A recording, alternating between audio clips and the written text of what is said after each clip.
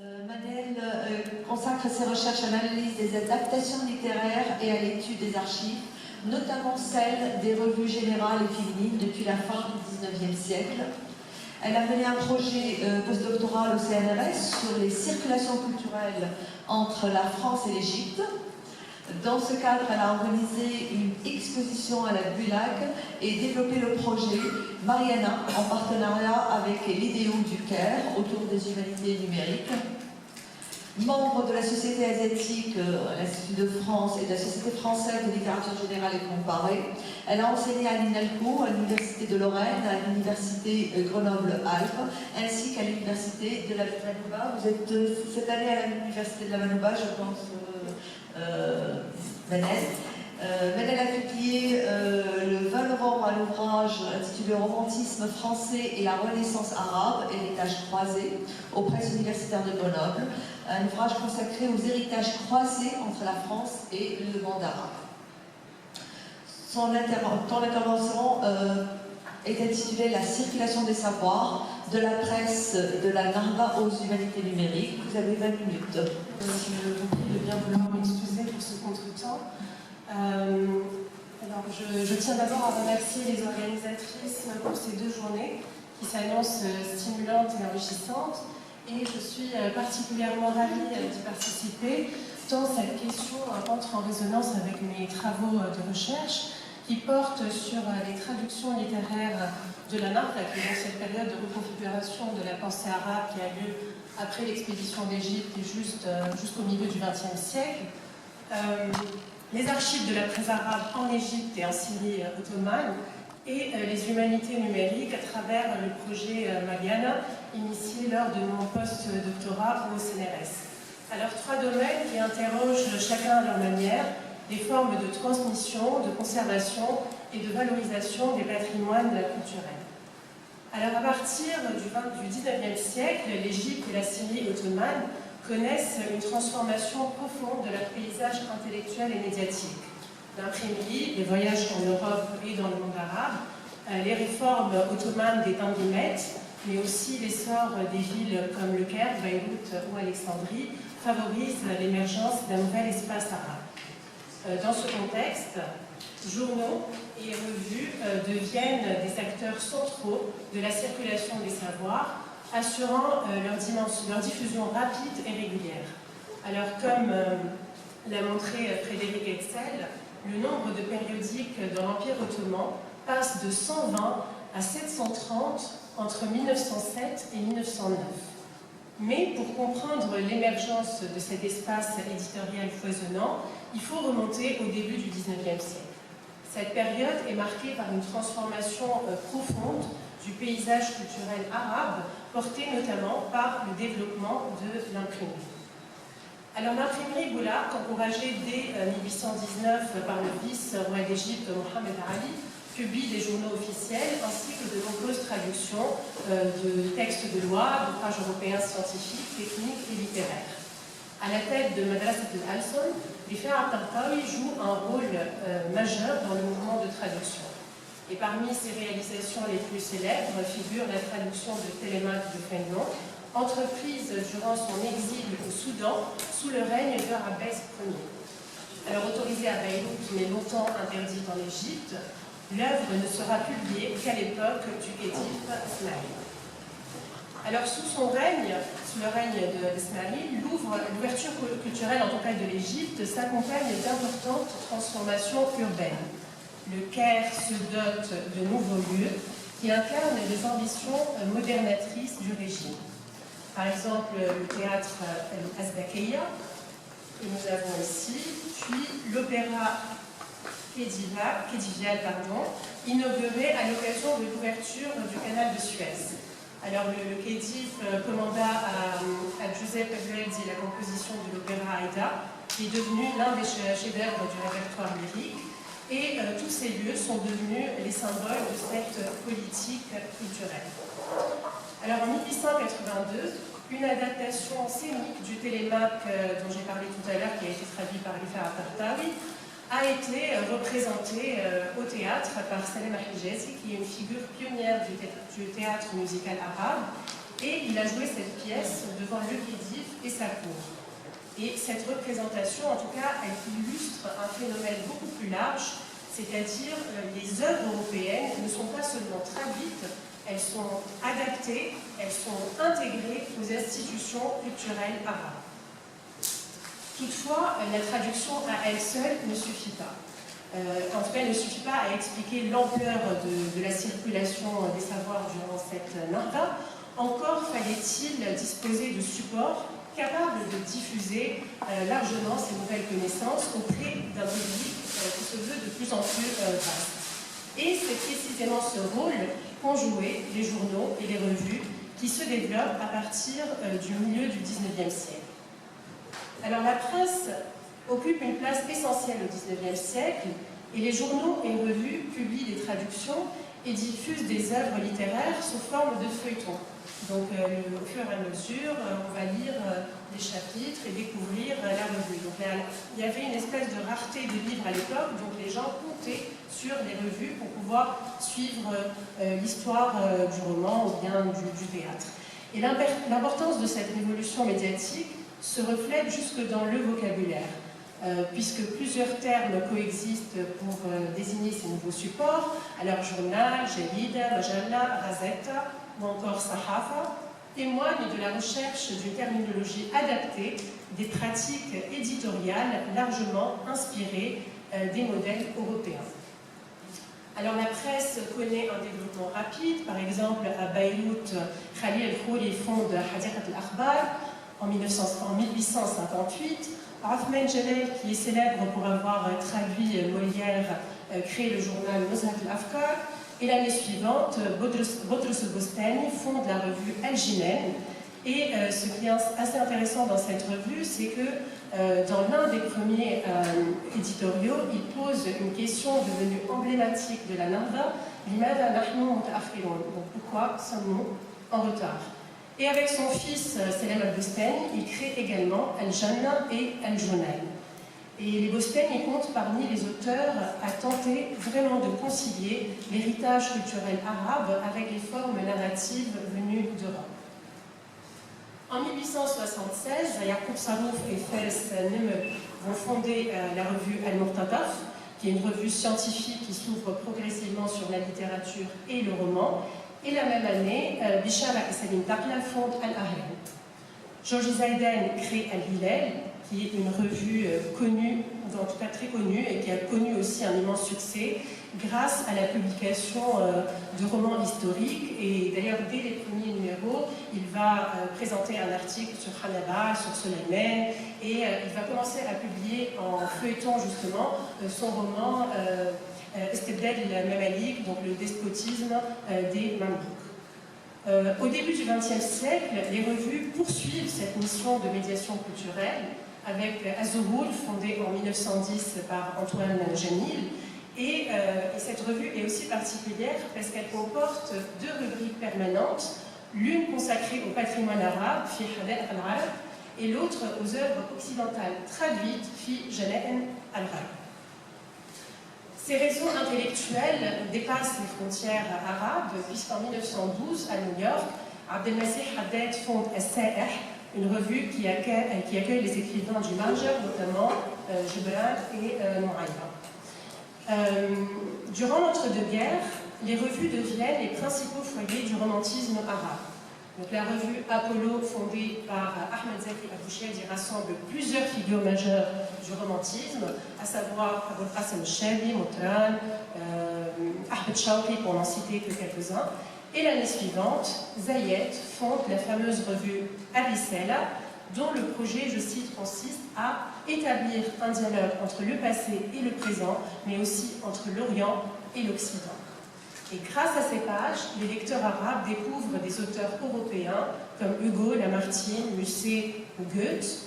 Et pour Zayed, l'ouverture aux œuvres occidentales ne signifie aucunement abandonner son héritage arabe, mais au contraire, veiller à l'enrichir.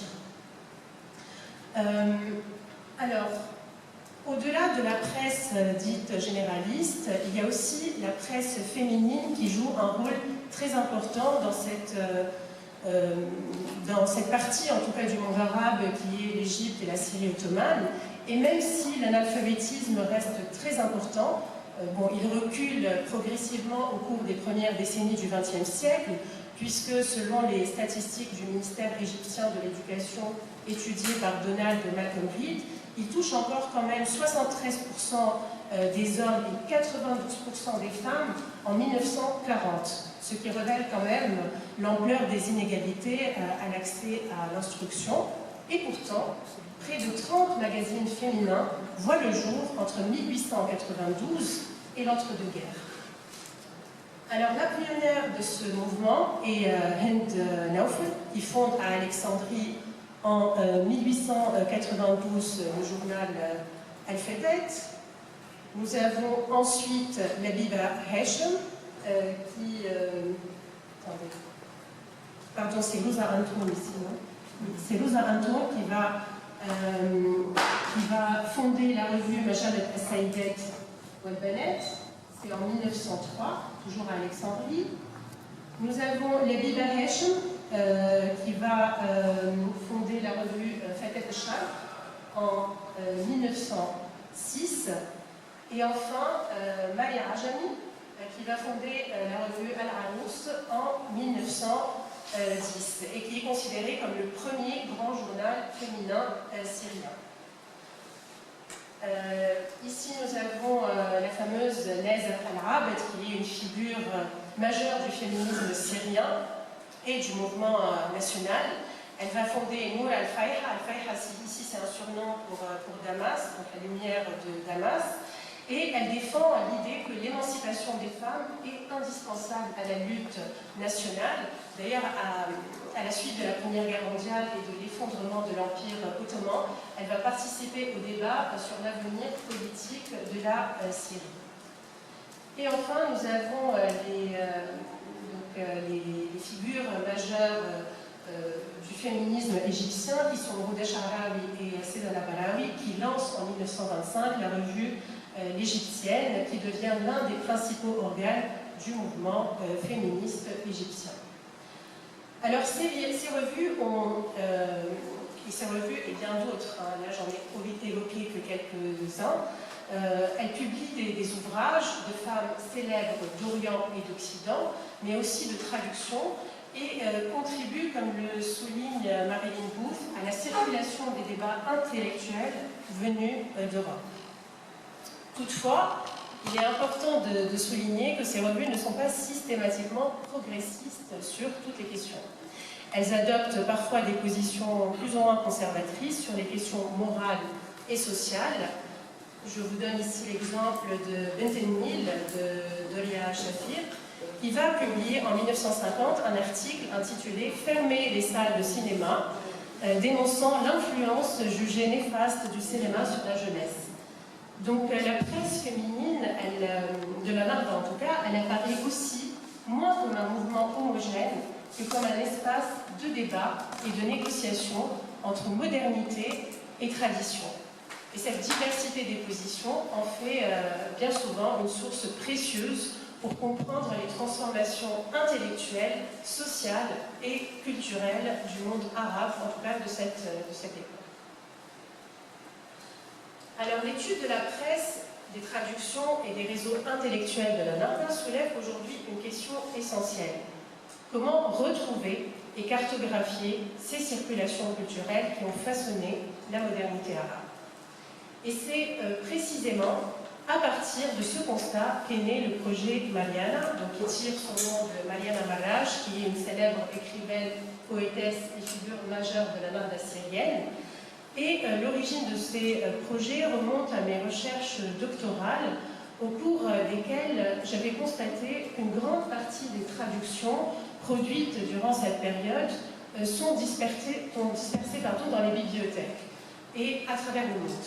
Et nombre de ces œuvres sont soit mal cataloguées, soit difficilement accessibles et parfois méconnues, voire considérées comme perdues.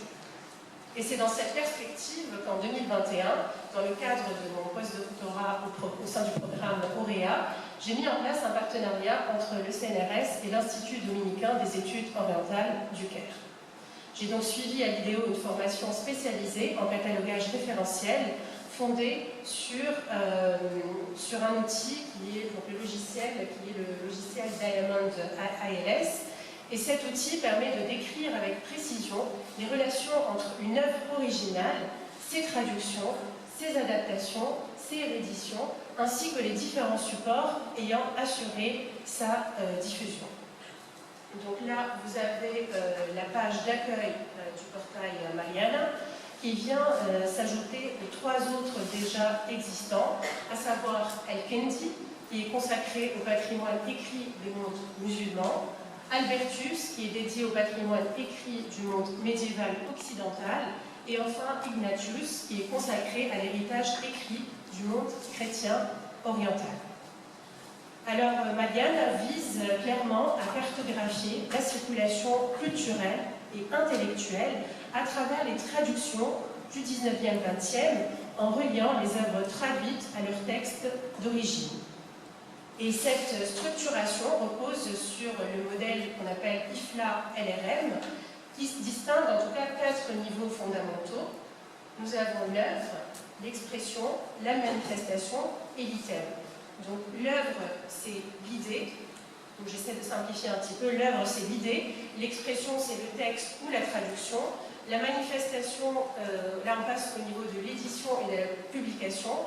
Et l'item, c'est l'exemplaire qui va figurer dans les bibliothèques.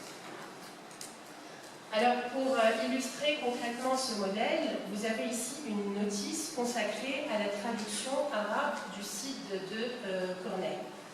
Alors, vous pouvez voir ici, donc vous pouvez voir en bas à droite ce qu'on appelle justement l'œuvre, qui est l'idée intellectuelle. Donc, dans la notice ici, nous avons l'œuvre simple, elle correspond un petit peu à l'œuvre simple. Donc, nous avons le Cid tel qu'il a été conçu par Corneille, et si on clique dans l'œuvre même, le Cid, on va avoir des informations sur les personnages, les événements, etc. Si on clique sur Corneille, pareil, on va avoir des informations sur l'auteur. Je reviendrai tout à l'heure avec Najib El-Haddad pour vous montrer un exemple. L'autre bloc, c'est l'expression. Et donc la même œuvre, elle peut donner lieu à plusieurs expressions. L'expression, elle peut être une traduction en arabe, en espagnol, une adaptation théâtrale. Et ici, l'expression correspond à ce que vous avez en bas, là où il y a marqué traduction en arabe à partir de l'original Najib El-Haddad 1884. Donc ça, c'est l'expression, c'est-à-dire qu'il s'agit d'une traduction en arabe à partir de l'original. Et quand on clique dessus, on va aussi avoir des informations sur le Cid qui ne ressemble plus en rien à ce qu'avait fait Corneille, puisqu'il s'agit de la pièce, vous avez à gauche le titre, donc As-Sayed Qaram ou Antiqam, et il s'agit ici d'une pièce qui se situe dans l'Espagne musulmane, où vont s'opposer Ferdinand Ier, roi de Castille, avec Rabet de Al-Mu'tamad, souverain de Séville, de 1042 à 1069. Alors, avant de continuer sur la manifestation qui est le bloc 3, on va passer à Al-Haddad. Donc, supposons que là, on va supposer qu'on clique sur Al-Haddad.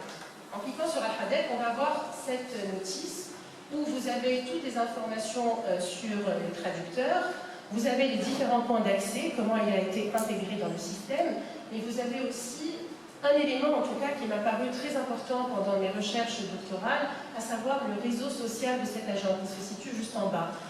Pourquoi? Parce que pendant la Nahda, les écrivains se connaissaient pratiquement tous. Tout à l'heure, je parlais de la revue Al-Mahya qui a été fondée par Taqla.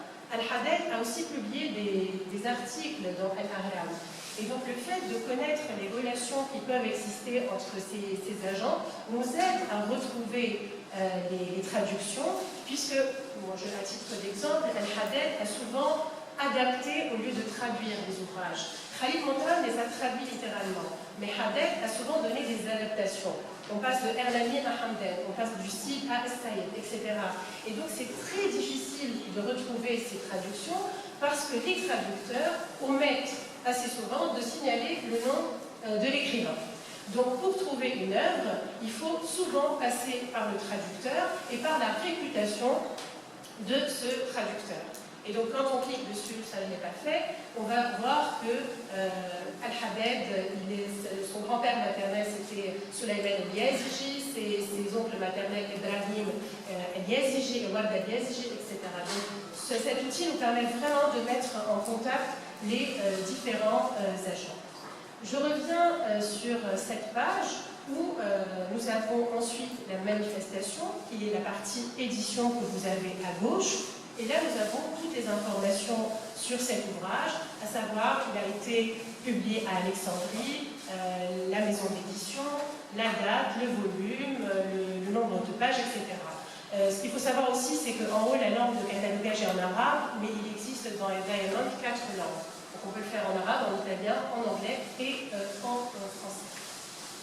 Et enfin, nous avons l'item qui est en haut à droite, c'est-à-dire l'accès à l'œuvre en version papier à l'Institut dominicain, et il peut exister ailleurs. Alors cette approche, en tout cas grâce au modèle LRM, il devient possible de suivre précisément le cheminement d'une œuvre, du texte imaginé par son auteur, jusqu'à l'exemplaire conservé aujourd'hui dans une bibliothèque. Et lorsqu'on clique sur l'item, à savoir en bas à gauche, on va avoir cette page, et donc là, l'exemplaire existe dans Majad Abissela, qui existe en accès à la BNF, à la BNT, à Princeton, etc. Et donc pour le chercheur, c'est vraiment un outil important pour pouvoir suivre les différentes traductions. Alors les données produites permettent de visualiser donc les trajectoires éditoriales des œuvres, des réseaux et des traducteurs, et mettre en lien les périodiques et les circulations intellectuelles reliant Le Caire, Beyrouth, Tunis, New York, Paris, etc. Ou en tout cas les principaux centres intellectuels des diasporas arabes. Donc là c'est un petit résumé du passage de l'œuvre à la traduction. Alors le travail sur les archives, en tout cas pour moi, à mon humble avis, ne se limite pas à la reconstitution des réseaux intellectuels du passé, puisqu'elle constitue aujourd'hui, elle continue en tout cas d'alimenter la création littéraire contemporaine et d'ouvrir de nouvelles pistes de réflexion critique. Leur redécouverte permet non seulement de mieux comprendre les dynamiques culturelles qui ont façonné la modernité arabe, mais d'interroger le mécanisme de la mémoire, de l'oubli et de la transmission. Comme l'a montré récemment la poétesse et écrivaine égyptienne Imen Marsal dans son œuvre Inayat Zayed, sur la trace de Inayat Zayed, et donc tout un travail sur les archives qui consiste à retrouver une œuvre, mais aussi à comprendre les raisons de son effacement. Pour conclure, je dirais que l'histoire de la Linda montre que la circulation des savoirs ne repose jamais sur un simple transfert d'un espace culturel vers un autre. Traduction, presse, théâtre et réseaux intellectuels constituent des lieux de médiation où les œuvres et les idées sont réinterprétées et réinvesties selon les contextes locaux. Dans ce processus, la presse joue un rôle central en structurant un espace public de débat et en mettant en relation intellectuels et lecteurs entre l'Égypte, le Levant et les diasporas du Maghreb. Aujourd'hui, les humanités numériques prolongent cette histoire en permettant de reconstituer ces circulations grâce aux outils de visualisation et de cartographie des données. Le projet Marianne s'inscrit dans cette perspective en reliant traduction, revues et acteurs dans un même écosystème documentaire. Au fond des presses de la BULAC aux bases de données numériques contemporaines, la question demeure la même. Comment les savoirs circulent-ils et transforment-ils ou en tout cas donnent-ils essence à de nouveaux espaces de dialogue entre les cultures? C'est à cette histoire des médiations, des traductions et des réseaux intellectuels que j'ai souhaité aujourd'hui apporter une modeste contribution. Je vous remercie de votre attention.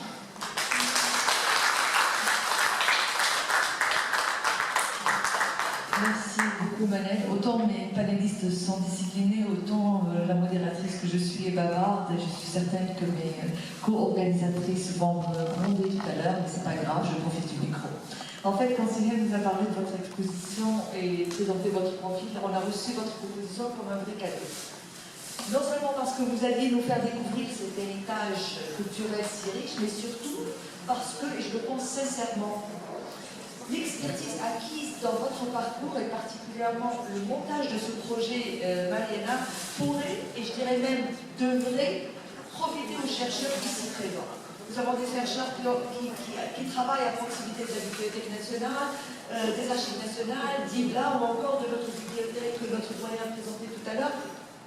Et nous pensons que nous devons rencontrer des gens comme vous qui ont monté des projets dans d'autres univers et qui devraient nous transmettre leur expertise parce que c'est bien une expertise. Alors, en vous écoutant parler de la Fatata, de Boutros Boutros-Ghali, de Georges Zegdef, de Nazek El-Rabet ou de Sha'rawi, ainsi que des noms que vous connaissez personnellement, que je connais moi, que vous avez cités, on découvre cette mouvance de la narda féminine. J'avais beaucoup de questions, mais vous avez vraiment répondu à votre parcours, c'est-à-dire comment un chercheur peut-il se trouver et monter lui-même, se trouver au cœur d'un projet de ce genre, qui est vraiment une illustration à la fois de l'interdisciplinarité, de l'intermédiarité, et puis de ce voyage d'une contrée à l'autre, d'un niveau de recherche à l'autre, etc. Vraiment, j'étais curieuse de comprendre comment ça fonctionnait. Vous l'avez admirablement présenté. Peut-être que vous allez avoir des questions dans la salle pour interroger ces mêmes éléments.